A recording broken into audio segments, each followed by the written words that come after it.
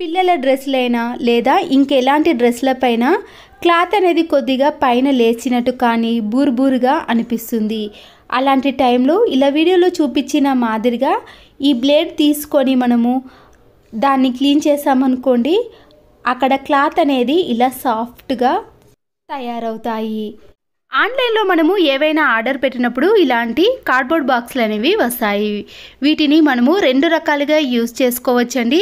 లోపల కూడా మనము ఏవైనా పెట్టుకోవడానికి చాలా వీలుగా ఉంటుంది.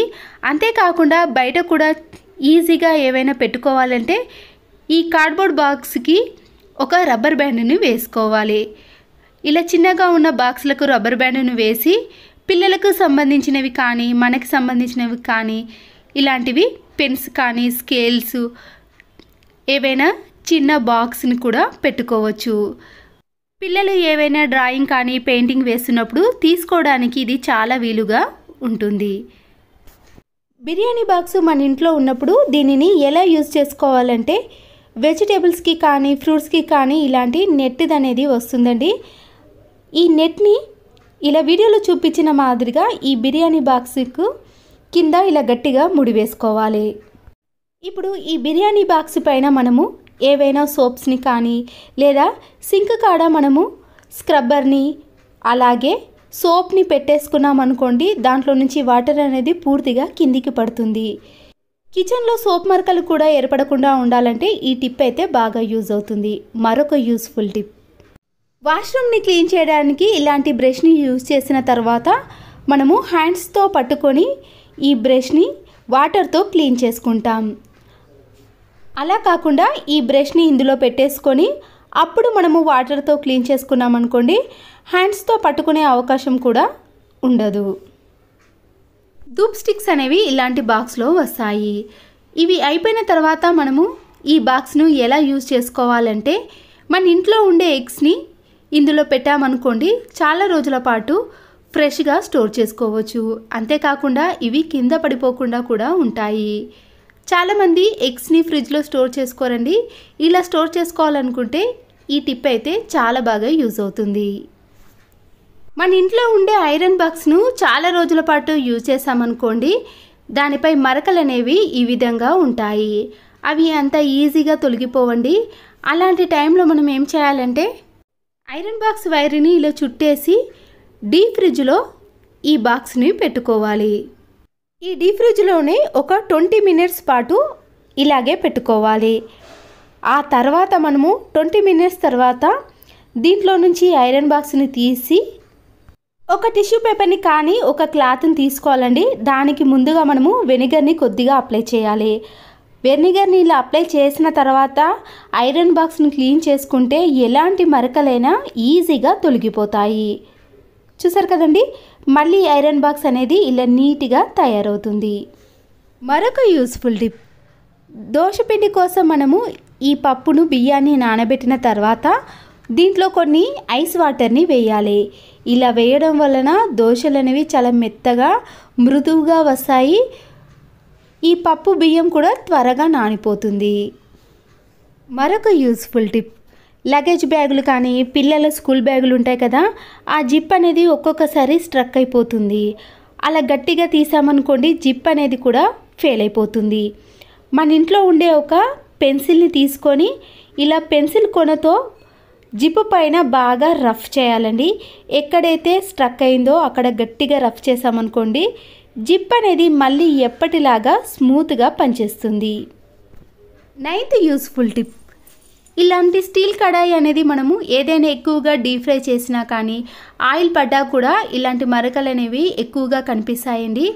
తక్కువ టైంలో ఈజీగా క్లీన్ చేసుకోవాలంటే ముందుగా వైట్ వెనిగర్ని తీసుకొని ఎక్కడైతే ఈ జిడ్డు మరకలు ఉన్నాయో అక్కడ ఇలా వెనిగర్ని వేసుకోవాలి. దీనిపైనే మళ్ళీ మనము విమ్ లిక్విడ్ని కూడా వేసుకోండి. 30 సెకండ్స్ పాటు అలాగే ఉంచిన తర్వాత ఒక స్క్రబ్బర్ని తీసుకొని గట్టిగా రుద్దాలి. ఇలా గట్టిగా రుద్దితేనే ఎలాంటి మరకలైనా తొలగిపోతాయి. మన చేతి కూడా ఎక్కువ నొప్పి పెట్టకుండా ఉంటుంది. ఇక్కడ వెనిగర్ని యూజ్ చేయడం వలన స్టీల్ అనేవి మంచి షైనింగ్లోకి వస్తాయి. వాటర్తో క్లీన్ చేసినాక చూపిస్తాను చూడండి, మళ్ళీ కొత్త దానిలా మెరుస్తూ ఉంటుంది. 10th యూస్ఫుల్ టిప్, నిమ్మకాయలను మనము ఎక్కువగా తెచ్చుకున్న తర్వాత ఇలా పండుబారిపోయి అవి నల్లగా తయారవుతాయి. నిమ్మకాయలు ఎక్కువ రోజులు ఫ్రెష్గా ఉండాలంటే కొద్దిగా వంట నూనెను ఈ నిమ్మకాయలకు అప్లై చేయాలి. ఇలా చేసి అవి నల్లగా మారిపోకుండా ఫ్రిడ్జ్లో మనము ఎక్కువ రోజుల పాటు స్టోర్ చేసుకోవచ్చు. ఇలా నిమ్మకాయలకు ఆయిల్ని అప్లై చేసిన తర్వాత ఒక ప్లాస్టిక్ కవర్లో కానీ లేదా ఒక బిర్యానీ బాక్స్లో కానీ స్టోర్ చేసుకోవచ్చు. మరొక యూస్ఫుల్ టిప్ని కూడా చూడండి. ఏదైనా తడి క్లాత్ని తీసుకోవాలండి. ఇలా స్మూత్ క్లాత్ను కానీ కాటన్ క్లాత్ను తడిపేసుకొని దాంట్లో నుంచి వాటర్ అంతా కూడా తీసేయాలి. మనం తెచ్చుకున్న అల్లం ఉంటుంది కదా, దానిని ఈ క్లాత్లో పెట్టుకొని ఫ్రిడ్జ్లో స్టోర్ చేసుకున్నామనుకోండి, నెల రోజుల పాటు అయినా ఈ అల్లం అనేది తాజాగా ఉంటుంది. మరొక టిప్, కిచెన్లో మనము ఇలాంటివన్నిటినీ కూడా ఒకే దాంట్లో వేసుకున్నామనుకోండి, తీసుకోవడం కూడా చాలా ఇబ్బందిగా అనిపిస్తుంది. ఒక వేస్ట్గా ఉన్న మాస్క్ను తీసుకొని ఇలా సీజర్తో 2 సైడ్లు కూడా కత్తిరించుకోవాలి. ఈ తాడు అనేది ఇలా ఎలాస్టిక్ మాదిరిగా ఉంటుంది కాబట్టి ఎంతవరకైనా సాగుతుంది. ఇప్పుడు దీంట్లో మనము ఏదైనా ఈజీగా వేసుకోవచ్చండి. ఇలా సపరేట్గా కూడా ఉంటుంది కాబట్టి తీసుకోవడమైనా పెట్టుకోవడమైనా చాలా ఈజీగా ఉంటుంది. మరొకటి, ఇలాంటి కార్డ్బోర్డ్ రోల్ అనేది మన ఇంట్లో ఉన్నప్పుడు చిన్న చిన్న హెయిర్ బ్యాండ్స్ కానీ క్లిప్లను కానీ దీనికి వేసుకున్నామనుకోండి, వెతకాల్సిన అవసరం లేకుండా ఈజీగా తీసుకోవచ్చు. మళ్ళీ దీనికే పెట్టుకోవడానికి కూడా వీలుగా ఉంటుంది. ఇంట్లో ఉండే గోడలకు కానీ స్విచ్ బోర్డ్స్కి ఇలాంటి క్రాక్స్ కానీ వచ్చినప్పుడు కొద్దిగా కోల్గేట్ పేస్ట్ని అక్కడ అప్లై చేయాలి.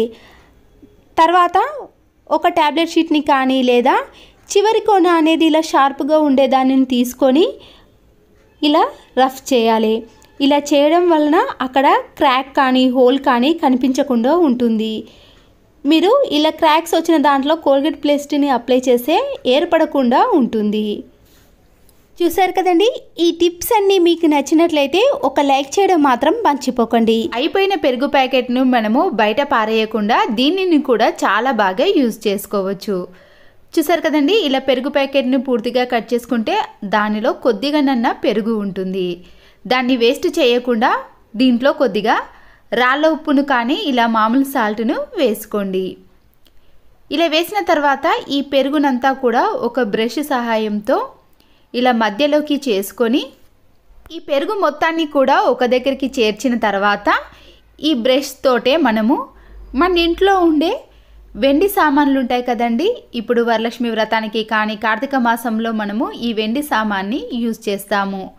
ఈ వెండి సామాన్ని మనము క్లీన్ చేసుకోవడానికి వేరే వాటిని యూజ్ చేయకుండా ఇలా వేస్ట్గా ఉన్న పెరుగు ప్యాకెట్ సహాయంతో ఈ వెండి సామాన్ని క్లీన్ చేసుకున్నామనుకోండి, ఎక్కడ కూడా జిడ్డు మరకలు లేకుండా వెండి సామాన్లు అనేవి తలతల మెరిసిపోతాయి. అంతేకాదండి, మన ఇంట్లో ఉండే పిల్లల పటగొలుసులు కానీ వెండి వస్తువులు ఏవైనా సరేనండి, ఇలా పెరుగును కొద్దిగా సాల్ట్ను వేసి మనం క్లీన్ చేసుకున్నాం అనుకోండి, వెండి వస్తువులు అనేవి మళ్ళీ ఎప్పటిలాగా మెరిసిపోతాయి. పాడైపోయిన ఒక టూత్ బ్రష్తో ఇలా క్లీన్ చేసుకోవాలి.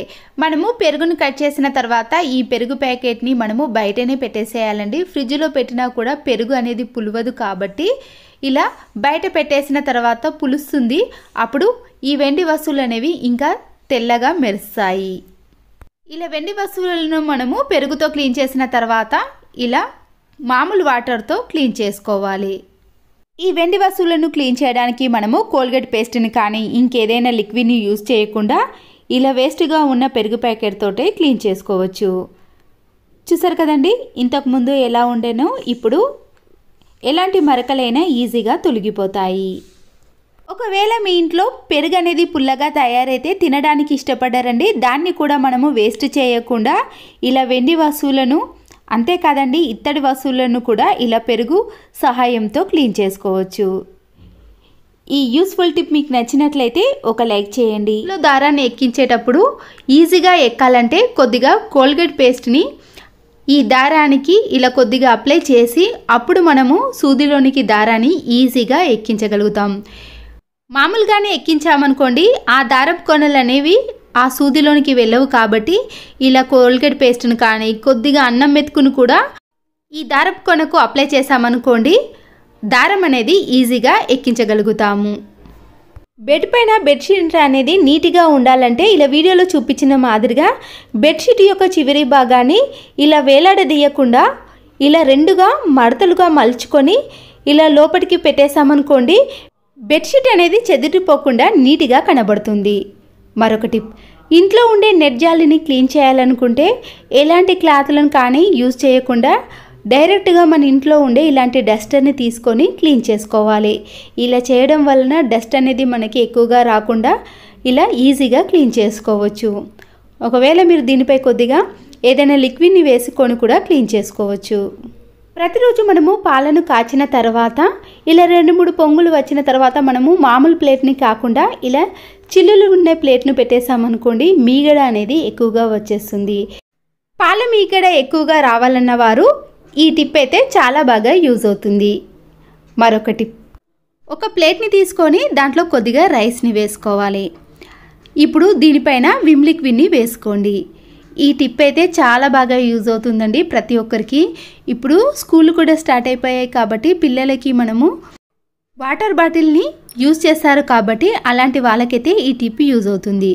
చూసారు కదండి, ఇలా విమ్ లిక్విడ్తో రైస్ని పూర్తిగా కలిపేసుకోవాలి. ఇది ఇలా ఒక ముద్దలాగా తయారవుతుంది. ఇప్పుడు మనం దీనిని మన ఇంట్లో ఉండే ఎన్ని వాటర్ బాటిల్స్ ఉంటే అన్ని వాటర్ బాటిల్స్ని తీసుకొని దాంట్లో కొద్దిగా ఈ రైస్ని అందులోకి వేసుకోవాలి. ఇప్పుడు క్యాప్ని పెట్టేసుకోక ముందు కొద్దిగా వాటర్ని వేసుకొని ఇప్పుడు దాని క్యాప్ని పెట్టేసుకొని ఇలా బాగా షేక్ చేసామనుకోండి, వాటర్ బాటిల్స్ అనేవి నీట్గా క్లీన్గా కనబడతాయి. ఎలాంటి మురికి అయినా తొలగిపోతుందండి. ఇలా మరొక 2-3 సార్లు మనము ఫ్రెష్ వాటర్తో క్లీన్ చేసుకున్నామనుకోండి, క్యాప్తో సహా వాటర్ బాటిల్ అనేది పూర్తిగా నీట్గా తయారవుతుంది.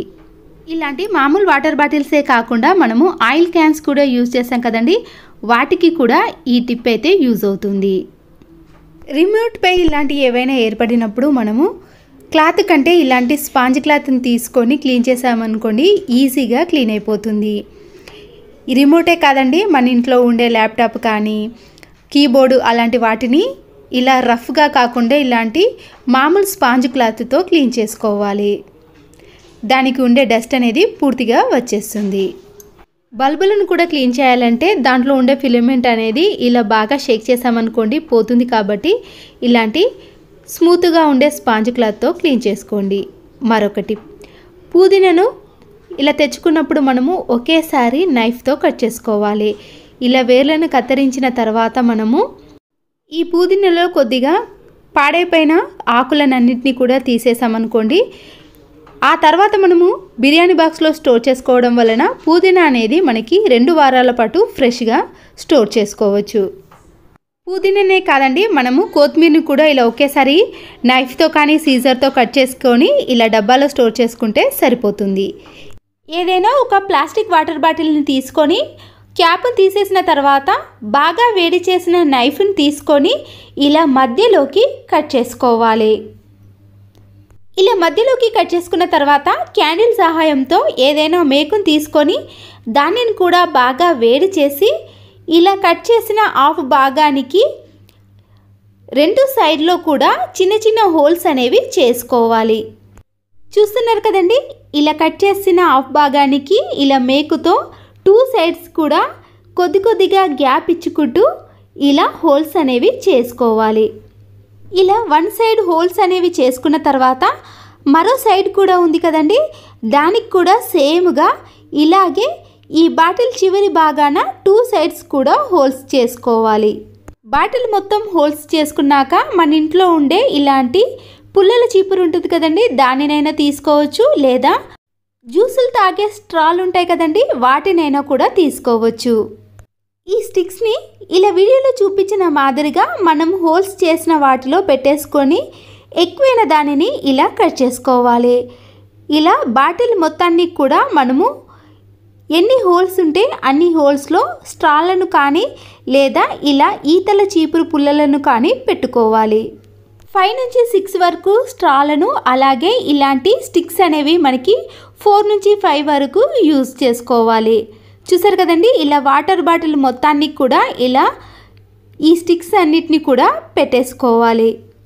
ఇంట్లో స్టిచ్చింగ్ చేసే వాళ్ళు కానీ లేదా మామూలుగా మనము ఏవైనా బట్టలను స్టిచ్చింగ్ చేయడానికి ఇలాంటి దారప్రీలను కానీ సిల్క్ దారప్రీలు ఉంటాయి కదండి, వేటినైనా సరేనండి ఇలా మనము హోల్ చేసిన స్టిక్లో ఈ దారప్రీల్ని పెట్టేసి అందులో పెట్టేసామనుకోండి, ఎన్ని దారప్రీలైనా ఇలా వేస్ట్గా ఉన్న వాటర్ బాటిల్లో పెట్టేసుకోవచ్చు. ఇలా ఒకదాని తర్వాత ఒక దారప్రీలను ఇలా స్టిక్లో పెట్టేసి వాటర్ బాటిల్లో పెట్టేసుకున్నామనుకోండి, మనకి దారప్రీలు అనేవి తీసుకోవడానికి కానీ పెట్టడానికి కానీ చాలా ఈజీగా ఉంటుంది. చూసారు కదండి, దారప్రీలన్నీ ఇలా పెట్టేసిన తర్వాత మళ్ళీ మేకును వేడి చేసి ఈ దారప్రీలకు స్ట్రేట్గా మరొక చిన్న హోల్ అనేది చేసుకోవాలి. ఇలా మిడిల్లో మాత్రమే చేసుకోండి. ఇలా వీడియోలో చూపించిన మాదిరిగా బాటిల్ మొత్తానికి కూడా ఇలా మిడిల్లో మనము ఈ రీల్స్ని ఎక్కడైతే పెట్టామో దానికి స్ట్రేట్గా ఇలా రెండు సైడ్లో కూడా మనము ఈ హోల్స్ని చేసుకోవాలి. ఇలా చేసిన తర్వాత ఈ స్టిక్స్ ఎక్కువైన భాగాన్ని ఇలా సీజర్తో కానీ చేత్తో కానీ ఈజీగా కట్ చేసుకోవచ్చు. మేకు సహాయంతో ఇలా దారప్రీలకు స్ట్రేట్గా హోల్ చేసుకున్నాం కదండి, దాంట్లో నుంచి ఈ దారపు చివరి కొన భాగాన్ని ఇందులో నుంచి తీసేయాలి. ఇలా చేయడం వలన దారప్రీల్స్ అనేవి చిక్కుబడిపోకుండా మనకి ఏ దారం కావాలన్నా ఆ దారాన్ని ఇలా ఈజీగా తీసుకోవచ్చు.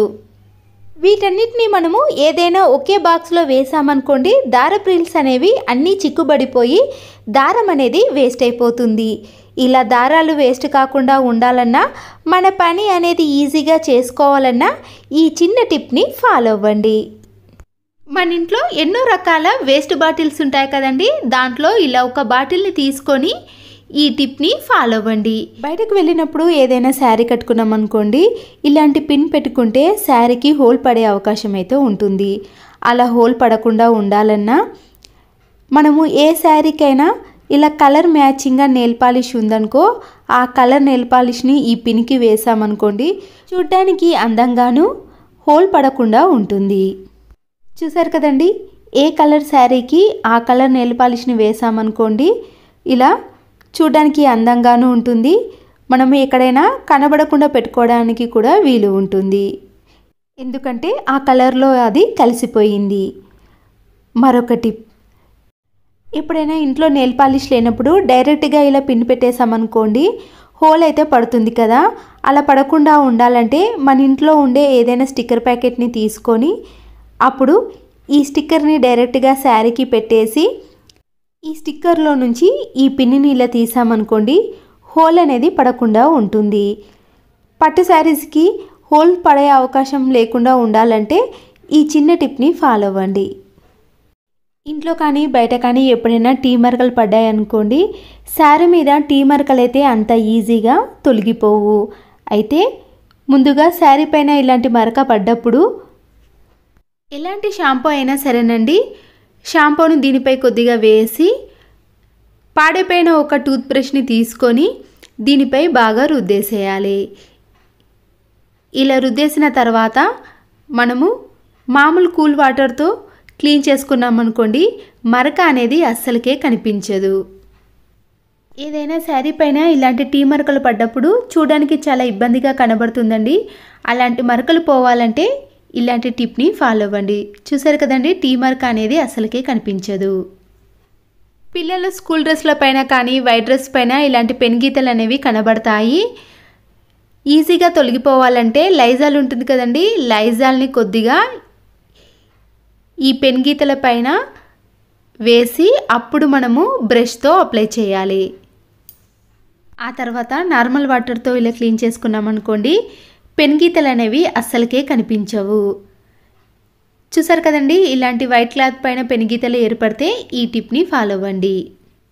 పండగలప్పుడు కానీ ఫంక్షన్స్లో కానీ మనకి ఇలాంటి ఆయిల్ మరకలు అనేవి పడతాయండి.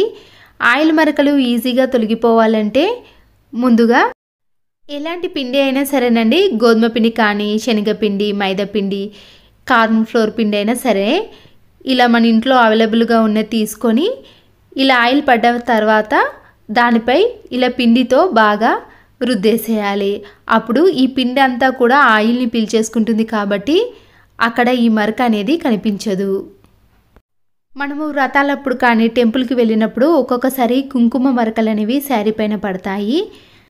పసుపు మరకలు అయితే సోప్తో వాష్ చేసి ఎండలో ఆరబెట్టామనుకోండి అవి త్వరగా పోతాయి. కానీ కుంకుమ మరకలను ఈజీగా క్లీన్ చేయాలంటే ఇంట్లో ఉండే ఏదైనా కోల్గేట్ పేస్ట్ని తీసుకొని ఆ పేస్ట్ని కొద్దిగా దీనిపై అప్లై చేసామనుకోండి కుంకుమ మరకలు అనేవి తొలగిపోతాయి. ఇంట్లో కట్టుకున్న శారీస్ పైన కానీ పెళ్ళిళ్ళకు గృహప్రవేశాలకు పండగలకి ఫంక్షన్స్కి కట్టుకున్నప్పుడు ఇలాంటి మరకలు ఎప్పుడైనా ఏర్పడితే ఈ యూస్ఫుల్ టిప్స్ అనేవి పాటించండి. చూసారు కదండి, ఎలాంటి మరకలనైనా చాలా ఈజీగా తొలగించుకోవచ్చు. శారీస్ని మనము కబోర్డ్లో కానీ బీరువాలో పెట్టుకున్నప్పుడు మంచి వాసన రావాలంటే ఈ శారీస్ మధ్యలో ఈ నాఫ్తలిన్ బాల్స్ని పెట్టడం వలన స్మెల్ అనేది చాలా బాగా వస్తుంది. అంతేకాదండి, దీనివల్ల బొద్దింకలు కానీ సిల్వర్ ఫిష్ లాంటి చిన్న చిన్న పురుగులు కూడా బీరువాలో కనబడకుండా ఉంటాయి. ఈ టిప్స్ అయితే మీకు నచ్చినట్లయితే ఒక లైక్ చేయండి. ఇవి యూస్ఫుల్ అనిపిస్తే మీ ఫ్రెండ్స్కి కానీ రిలేటివ్స్కి కానీ షేర్ చేయండి. నా ఛానల్ని ఫస్ట్ టైం చూసిన వారైతే రెడ్ కలర్లో ఉన్న సబ్స్క్రైబ్ బటన్ని నొక్కి పక్కనే ఉన్న బెల్ ఐకాన్ని యాక్టివేట్ చేసుకోండి. Please subscribe Siri cooking and vlogs. Thanks.